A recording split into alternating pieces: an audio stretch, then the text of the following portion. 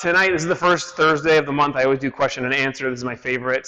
And I love to hear what's going on with you guys. What is, the difficulty or your experience in meditation or with anything in life that has to do with something internal about our practice. People ask me sometimes just about something totally random, like, can you talk about forgiveness? Whatever it is that you want to ask about is great.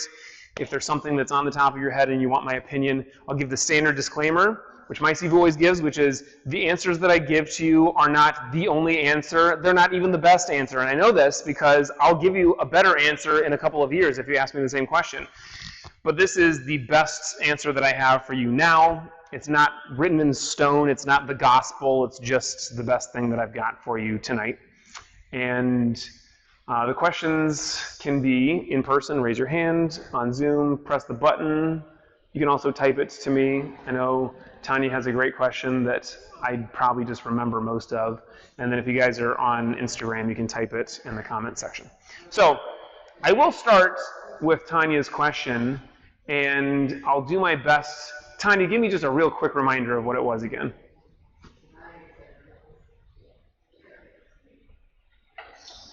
It's more about my knee-jerk reaction to... I got it already. I remember. Okay, so she asked me about this morning. So I have my best laid plans, and everything, I know exactly how it's supposed to go, and I'm feeling really good about it, and then something happens, a monkey wrench gets thrown in the works, and all of a sudden, I now feel some kind of way about it. Maybe I'm angry or, upset, thrown off by it. It's just a very common thing that your initial reaction to this isn't going the way that I want it to, or this isn't going the way that I planned it, is usually a bad reaction. And I mean bad like it's a negative thought. It's bad like also I'm just not handling this well. And so the question really is about the knee-jerk reaction. How do we deal with that? Yeah, come on, Elliot, take that spot. And then I've talked about this as well. This is what I call the second thought. So Tanya already knows about the second thought. The second thought is where most of us are going to live, where we have this thing happen that we don't like. Our gut reaction, our initial response is bad, so we just give that one away. We're like, all right, the universe, you got me with that first thought. But my second thought, instead of just spiraling like we normally do, we want our second thought to be something that kind of takes us out of that spiral. So, for example, I bought a house, which is amazing to be able to say, to afford a house in this state, in this economy, is really a miracle. And it's not really because I had to have 2 people die and leave me money to be able to afford a house. But the way this works is you buy a house, it's really old because it's the only kind of house you can afford, and then everything is messed up with it, right? So it's one thing after another. And so we had plumbers come in. And the plumbers are like, yeah, we'll fix this, it's going to cost this much money. And then, of course, the plumbers, this is why they make so much money. They find another thing that needs to be fixed, but the other thing costs way more than the first thing. So my initial reaction is, internal swearing. What is all of this that's happening right now? Give me a break. I already was planning to shell out all of this, and now it's going to be more than double. It's ridiculous. And then what we want is for the second thought to be, instead of spiraling into, I'm going to spend all my money on this, like I'm not going to have anything left, I'm going to have to move, into my dad's house in Texas, and it's going to be terrible because Texas, whatever it is that you spiral into. And then we don't want that to happen. So the second thought is like, well, how can I massage this or feel okay about it? And my favorite second thought to have is, here's the initial reaction. It's like, this is the worst thing ever. And then you want your second thought to be something like, but is it really? But is it actually that bad? Is it actually going to be the end of me? And then just a little bit of something to kind of jog me out of that spiral or that rut. And there is no overestimating the importance and power of this. And meditation is absolutely wonderful at helping us with this, because meditation helps us to be aware of our thoughts, helps us to recognize, especially these kind of triggering events or triggering thoughts that kind of send us spiraling in this way. And then to be able to let it go. So like this week we're talking about letting go and returning to the breath, just like in meditation, but like in everyday life. You have a thought, something happens, somebody cuts you off in traffic, and you just like let it go, return to the breath. But Tanya's like, no, this is not good enough for me. Tanya wants the first thought to be perfect. And let me tell you, Tanya, that's just generally not going to happen. And the more you want it to happen, the worse it's going to be, because that's going to cause you to spiral. You're going to start to think like, oh, well, now I'm having that dumb first thought again, and how come I can't get this right? But let's pretend that it is possible for you and that it's going to happen. So how do we make that happen? The first thing I have is, when it doesn't happen, let it go, and just the next thought, whatever it is. And it might not be your second thought. It might be your fourth or your 100th thought. But whenever you can kind of get back on track, great, do it. But the way that we're going to kind of make this happen is some way of practicing the first thought, and it can be similar to what I was talking about with the second thought, where we can have an actual verbal cue. Maybe we say it out loud, or maybe we just say it to ourselves in our mind, and we want to try to practice so that that gets, pushed up as close to the moment of impact as possible.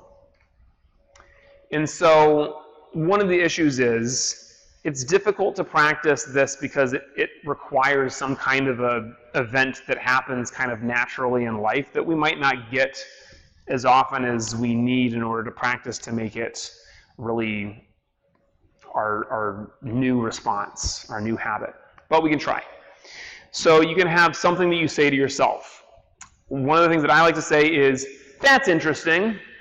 Now look, if you are throwing techniques in class and I see you doing something and I say, that's interesting, I think most of you know that's not a compliment.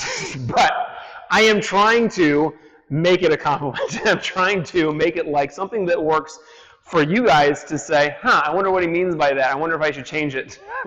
and it works for me to say, this is something that it is actually interesting to see how people do things in a different way. And this really is how martial arts and kind of all of humanity tends to grow and evolve as we try different things. Martial arts has been around for a long time. There is very little that has not been discovered yet. If you're doing something that's totally different, there's a good chance that it's just crazy and it's not going to work. But there's a small chance that it will actually be something that could at least lead us to something that's better than what we've always done. So that's interesting. That's interesting is a good kind of first thing to say to ourselves, or somebody's delivering us the bad news, and we say, that's interesting, and they might get that what they're saying is not hitting you in the best possible way, but it's way better than when you respond with, internal or external swearing or whatever that version is for you. So it's similar to what I was talking about at the end of jiu-jitsu, right? We get this challenge, and instead of getting stopped by it, or instead of getting stuck or feeling like we're failing or just giving up, we want to say something like, that's interesting. That's interesting, like leads us in a direction of being creative. And meditation is not, strictly speaking, a creative endeavor because we're trying to let go of thoughts and just be in the present, but it is absolutely super crucial to being creative, because being creative requires us to be able to let go of what we're stuck on and be able to explore something new. And saying that's interesting might help. So try that, Tanya. And if it doesn't work at all, then ask me again, and we'll see if we can come up with something else. I know I see Kai's got a question, but let's see, anybody here have a question? Yes, Corey. So I'm not familiar with every walk of Buddhism, but I understand the main tenet is acceptance, accepting impermanence, and the universe is in your control, and your sense of self that you think of as you is illusory. But this is great. I wish that everybody knew this. Well, I think that's a really good rundown. Let's say that again for everybody to hear, including the people at home. Just give me one at a time. This is Buddhism according to Corey. The cliff notes, the general vision. Impermanence. And we talk about this all the time, right? The only thing that we know for a fact that we can count on, that we can be anchored on, is that nothing can be anchored upon. Everything is in flux. What else did I say? You said like your opinion or your understanding of yourself is illusory. Yeah. So what we think of the self is really kind of the ego, and that is on one level very real, but also it's something that is all an illusion. When you look at yourself in the mirror, you say, that's me, but that's just a reflection. Even that's not real. The you is right here, and then even this is not real. But go on. And the universe is not in your control. The universe is not in your control. That's a really important one. In fact, I like to think of it in some days like nothing in the universe is in your control. Not the entire universe, literally nothing in the universe is in your control. But sometimes we have to do our best to take things under control to the best of our ability. So what's your question? My question is, and it's a little maybe outside the purview of what we do here, but I think a lot of different sects of Buddhism have compassion meditation, where you try to meditate on compassionate intentions toward people in your life or people in general. I was wondering, how is that not a contradiction with accepting people and things the way they are? Well, first of all, Corey, you're right. That has nothing to do with what we do here. Compassion is for the weak. I'm just joking. We've done compassion meditation in meditation class before. And this is a really interesting question. How is this not in contradiction to you're saying like accepting people and the universe the way that it is? Well, I say to you that an important step to compassion is that, like recognizing and accepting somebody and accepting the situation that we find ourselves in, and especially accepting somebody else, really is compassion and vice versa. So, I hear this phrase, radical acceptance, and that makes me think like you're just going so hard on acceptance, like everything is exactly the way it's supposed to be, and I'm not going to try to do anything about it. Maybe it's more like I start with acceptance. This is the way that I think of it. This is my version of it, and I'm not Buddha, so I can't say this is the way it's supposed to be, but I will say this is my version of it. Is I think that compassion also starts with this. I start with acceptance, and I realize that this is exactly who you are right now, and that is perfect. That doesn't mean that that's the way that you're always going to be, and I have to do that with myself as well. Part of this is back to the idea of flux, and back to the idea of like this is an illusion, because this is how I feel today, but it's not really who I am on a deep level. And this is not the way that I'm necessarily going to feel tomorrow. So we start with acceptance. Meditation is a great way to start with acceptance, because if you have a thought in meditation and you start to fight against it, that's the opposite of this. So having compassion for yourself might feel like or look like I'm meditating, I have the thought, and I accept that that is the thought. When we do compassion meditation, one of the things that we do is we visualize the person, and we visualize them exactly the way that they are. We're not visualizing them hoping that they're some other way. Now, you could do that. You could say, like, I visualize my 8-month-old, and I visualize her just the way she is, except when I'm changing her diaper, she's not constantly trying to kick me in the face, which she is doing so much right now. She's like the best martial artist that never had any training. She's got strong kicks. And maybe I'll do that. But we try to leave out the judgment part where we're like, I wish she wasn't this way. It's just like I visualize this is maybe a possibility of the way that she could be. But really what we're talking about is like I'm accepting this is the person the way they are, and then without trying to hope that they are some other way, we can have compassion for them because this is who they are, this is the situation that they're in. Maybe you've had a similar situation. Maybe you haven't at all, but you can see and really feel kind of where they are. So I don't think, now this is not saying that your question is wrong or that you're wrong, but to me it doesn't feel like it's a contradiction. It feels almost more like they're, two hands kind of holding. They're similar enough. But I think that starting compassion with acceptance is great, and especially starting or starting compassion for yourself with self-acceptance is really huge. And we can practice acceptance in so many ways. It doesn't have to be this dramatic. It can be like, I'm throwing a front kick, and my front kick is crap. I'm trying to do a bad front kick. I'm pointing my toes like this when I do a front kick, and I realize that, well, that's what my toes are doing. It doesn't mean that I'm a bad person, and it doesn't mean that this is always the way that it's going to be. It means that that's what I'm doing now. And so then if I accept that, I can realize that I can change this and try to do this. Okay, that's great. That's the way that we practice it in martial arts.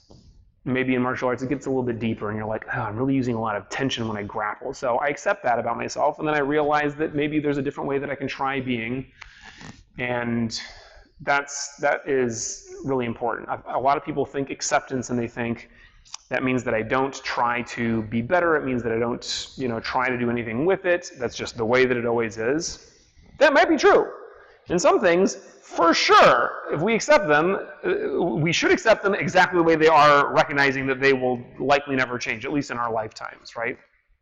You hate the moon, it's like, oh, the moon is always there and I hate it so much, I got to change that. It's not going to happen for you. And a lot of things in life are going to be like that. So recognize what is changeless and be anchored in that. For most things, even the moon included, there's change happening there. Maybe not in the way that you want it to. That's a weird example. Forget about that. Kaya, what's your question? Moving right along. I was wondering, sir, if you can talk a little bit about balance between creating good habits and then not getting fanatic about it or obsessive. Because I found even the habits I'm doing, I have to change them up just a little to not make myself crazy of oh, it has to be exactly this way, or because habits are great, and then it's easy to get religious about it, and then nothing can get in your way. Absolutely. Absolutely. This is related to this kind of. I heard somebody said this recently, or it was a quote. It may have been in the James Clear newsletter from last week or this week. It was beware of somebody who only has one teacher, because the teachings, when you don't have anything that's challenged, turns easily into dogma. And dogma is not really what we're after. So we want something that can kind of flow, right? And it's the same thing with your habits, similar enough at least. You're absolutely right that it can be difficult to have a balance, because we want to have discipline. We want to have as much control as we can exert over our efforts and what we're doing in daily life, and then recognize that sometimes the universe seems to conspire against us and something happens where we can't do it, right? I'm running every day, but then I get COVID, like you got COVID. Or it rains outside. Now look, some people would still go out and run in the rain. I'm not one of those people. So it's whatever happens, happens, and then you want to be able to get right back on it the next day. Now, a way that I'm going to cheat in answering your question, Kaya, is first of all, you can just put something in with your habits that allows for things to get messy. And when we set goals for the new year, this is something that I talk about all the time. If you're setting a really big goal and it involves something that you're doing every day, it's a really smart thing to put in a clause that allows for life to just mess you up. You get COVID, it rains, something will get thrown in your way. And again, if we let that stop us, that's no good.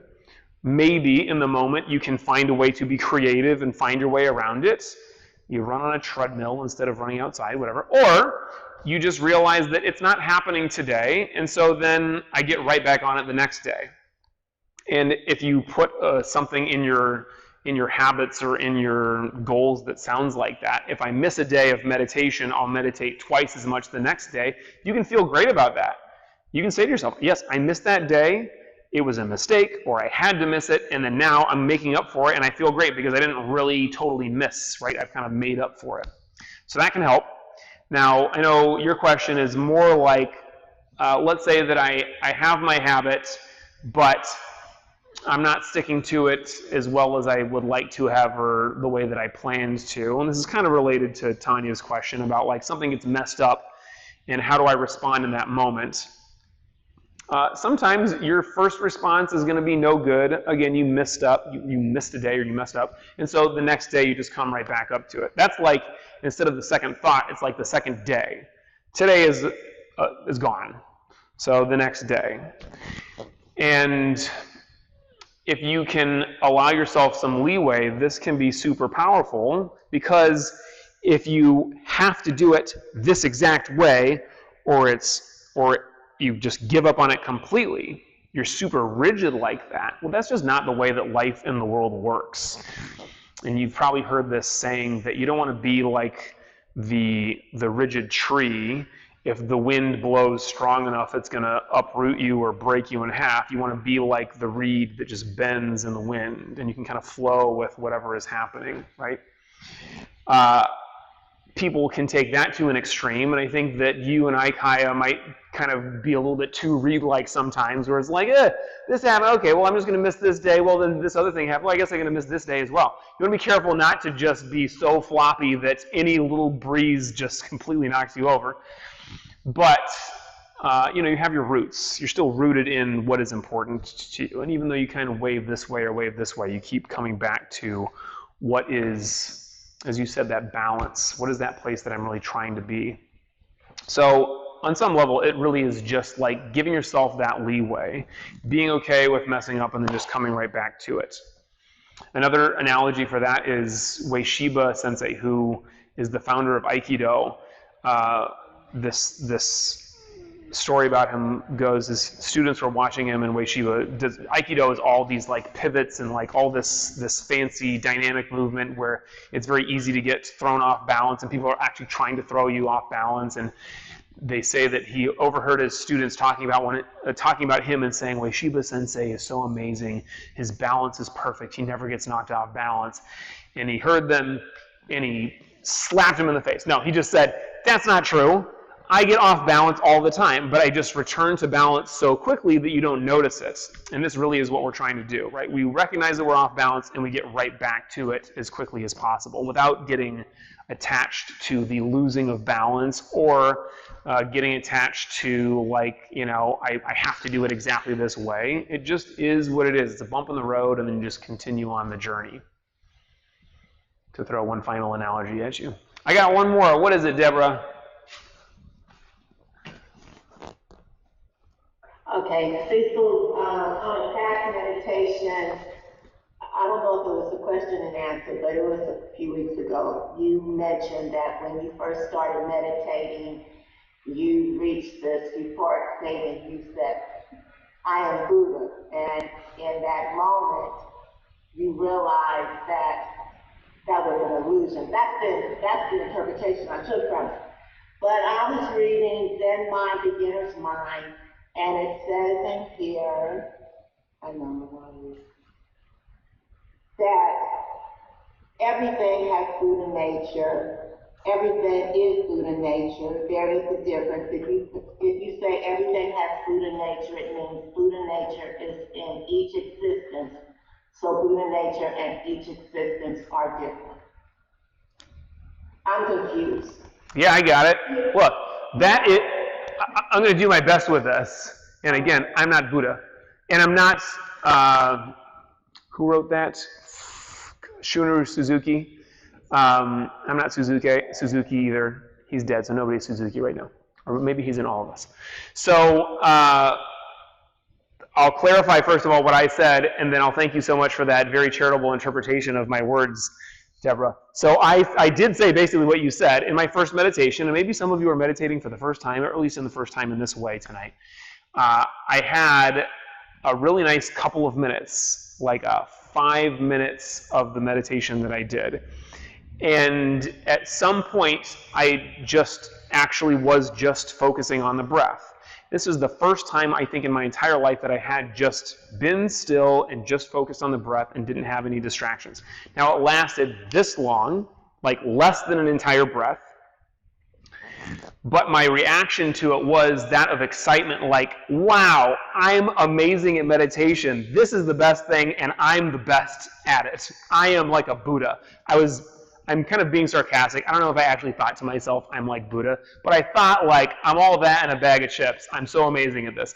And then I had the immediate experience of being humbled, which is the reality of my experience, which was a second later, I realized that I'm just thinking now about how great I am, and that's not meditation. And then another couple minutes later, I couldn't even sit still, So I was just like huddled in the fetal position in the back of the room because I couldn't sit properly in meditation. So it was enough to hook me, and I have not missed a day of meditation since then. But also, I'm under no illusion that I actually, became enlightened. I became more enlightened than I was before, but I didn't hit, Buddhahood. And so when I said that was an illusion, I didn't mean that me having Buddha nature, or what I also like to think about with enlightenment is really we are kind of all enlightened beings just waiting to realize our enlightenedness. I believe that 100%. That's not an illusion. And sure, like everything else, it is an illusion. But what I meant was in that moment when I thought I was so amazing at meditation, that was an illusion. Now, I'm going to do my best with the philosophical subtlety of this point that Suzuki is trying to make, where he says, yes, like Buddha nature isn't everything. And you can think of Buddha nature as being like everything has a soul, or everything is part of the universe. There's a divine nature. There's something that is like holy and beautiful and amazing about everyone and everything, the tatami that we step on, the drip that's falling onto the mats, all of this has Buddha nature. And his point, I believe, this is my interpretation of it today, ask me in 10 more years and I'll have something way better, is that when you say that, partly it's just like the act of putting language to something kind of messes with it. Where when we say this thing has Buddha nature, that's also like separating the thing from Buddha nature. It's like saying that drip, I mean, realistically, this drip annoys me. I can't believe that it's still dripping. It's been doing this for years. Can't they fix this thing? But it's got Buddha nature, so can't I just appreciate it? That's kind of what he's saying, is like we don't want it to be like that, where we're trying to like cram Buddha nature into it even intellectually. It's like it is Buddha nature, and like it's teaching us a lesson, and it is like it's perfect, and we have to accept that drip wholeheartedly and have compassion for that drip because it is Buddha nature. It is the universe. That's my best answer for you tonight, Deborah.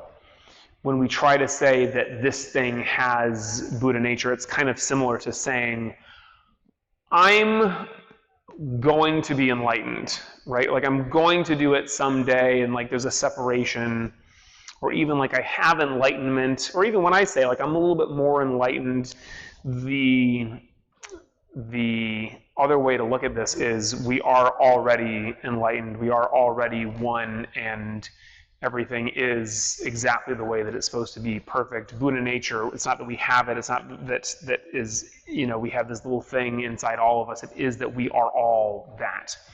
And so when we meditate, part of the idea behind our meditation is to feel that, and that doesn't happen intellectually. We don't sit there and breathe and be like, oh yeah, that's right, I'm supposed to be feeling the oneness right now, and how does that work? Well, I know that everything in the universe is made up of the same, atoms and quarks and whatever. And so we're all kind of the same thing. Sure, that's an intellectual way of looking at it, but really what we're trying to do is get beyond that and just feel and be with the breath and be the breath. So when the breath comes in, you're not treating it like a separate thing. You're treating it like it is all of you. And we're all sharing breath, so I hope everyone brushed their teeth before coming to class tonight.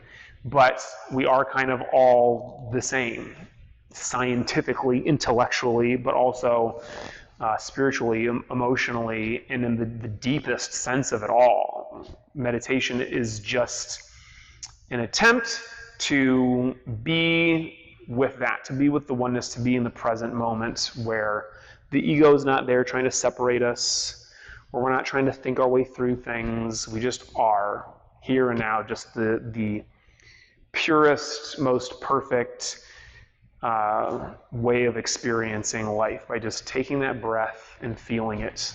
It fills us up, and then it empties back out and takes with it whatever it's going to take.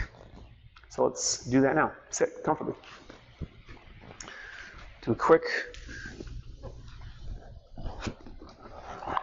review of posture. I like to sit seiza. If you want to do this, you guys can flip the cushions. You can also sit comfortably cross-legged. You just don't want your knees sticking up above your hips because your legs will fall asleep. I'm going to do a slightly shorter meditation because, like always, I got on a rant tonight, so we'll do a little bit less than 10 minutes. Your hands are here, and they can be opened, or they can be away from each other, or they can be stacked, but you don't want to have yourself slouching like this. So hands at the hips is best with the shoulders rolled back and relaxed, the chin parallel to the ground. Close eyes. Your eyes are slightly upturned to what we would call the third eye, or the point between the eyebrows, without crossing your eyes, just a gentle raising up. And from here, just relax and watch the breath. And when I say that, I mean you're just aware of the physical sensation of the breath without judgment. We're not judging ourselves, we're not judging the breath. And if we do, we just let that go too. And focus back on the physical sensation. Just allow yourself to be absorbed by the breath.